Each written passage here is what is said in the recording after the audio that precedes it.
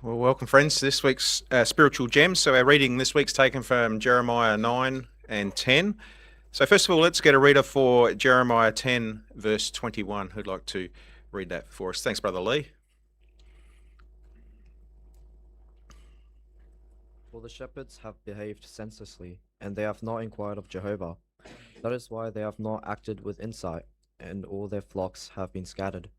Good. Thanks for that fine reading. So, we'll ask the question on it. It says, what lesson can Christian overseers learn from this verse? Thanks, Sister McLean.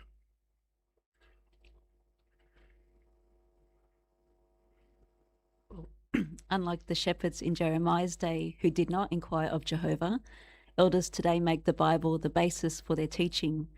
Like Jesus, they seek not their own wisdom, but the wisdom of Jehovah to impart spiritual guidance to the flock and show humble submission to the faithful slave. Excellent. Thanks for that. And thanks, Sister Abelera.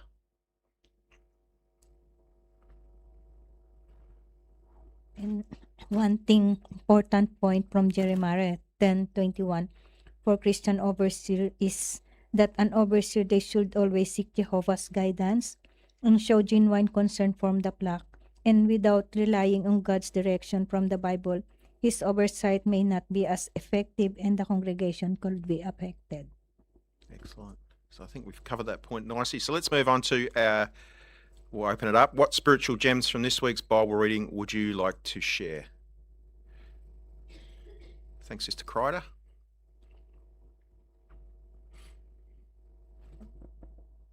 An essential attribute of Jehovah is his power. Jeremiah 10 verse 6 says, "No one is like you, O Jah.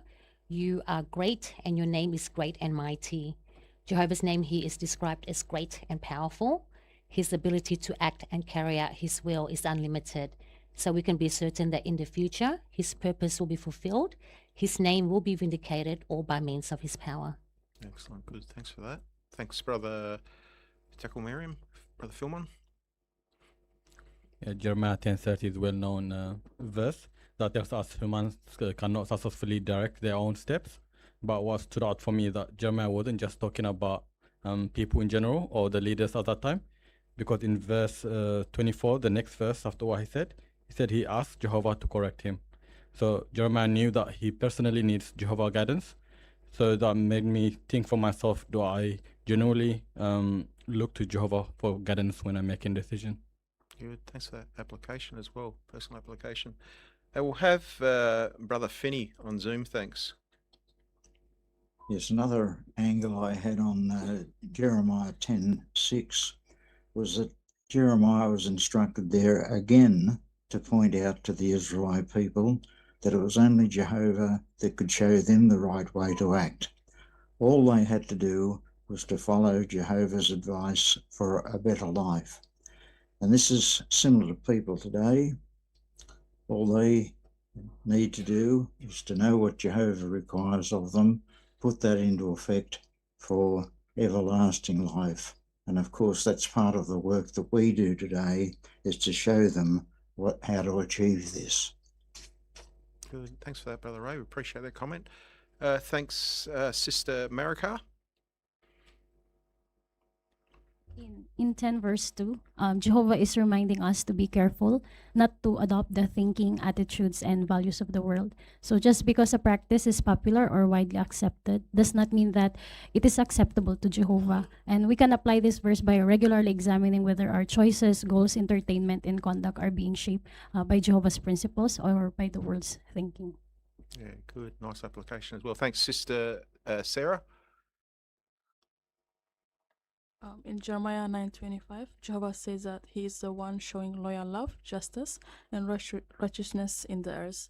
So getting to know those beautiful qualities is far more valuable than relying on our wisdom, because since we have entrusted our life to Jehovah, we can be confident that no one can direct our steps better than Jehovah, and also because everything is Allah is by loving and justice and right. Good. Nice comment as well. Brother Nicholson, thanks. Up at the front, Brother Gebru.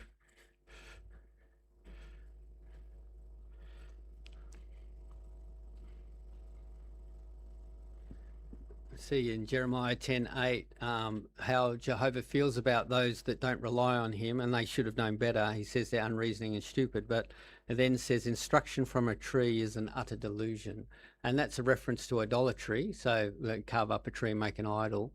But today, by extension, people turn to all sorts of things, and it's a delusion. They think that by changing to a different leader, earthly leader, that's going to help them, or riches, or whatever it is they're pursuing. It's sad. And we've just enjoyed a beautiful convention. Our hearts are full of these wonderful things. We want to help people to see not the delusion, the dream that Satan offers, but the reality Jehovah does. Nice. Sister Cox?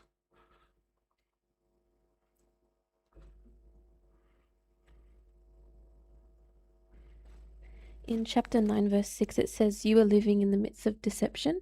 In their deception, they refuse to know me." And in previous verses, Jehovah warns against trusting those who are even close to us, who do not practice what he requires of those loving him. So there's a good lesson in choosing our associates wisely, because we wouldn't want to fall into that deception of a false thinking that everyone who doesn't serve Jehovah are good for us, even if they may be good people, or that all the people that we associate with will encourage us in his service. So instead, we want to value true lovers of God that push us towards our goals for him. Good. Thanks for that comment. Brother Simone on Zoom, thanks. We noticed in chapter 9, verse 25 and 26, Jehovah has some interesting words there. He says he will hold them accounting with everyone circumcised and yet uncircumcised.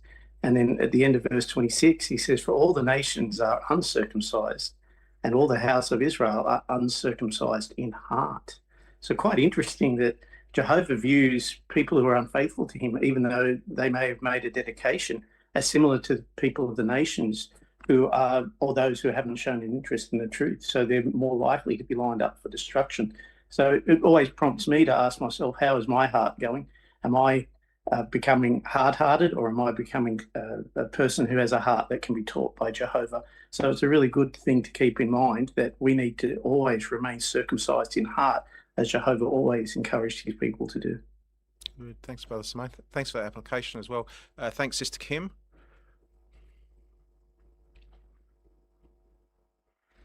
If I have a chance to talk to someone about if Jesus is Almighty God, I thought I could use Jeremiah 10:10.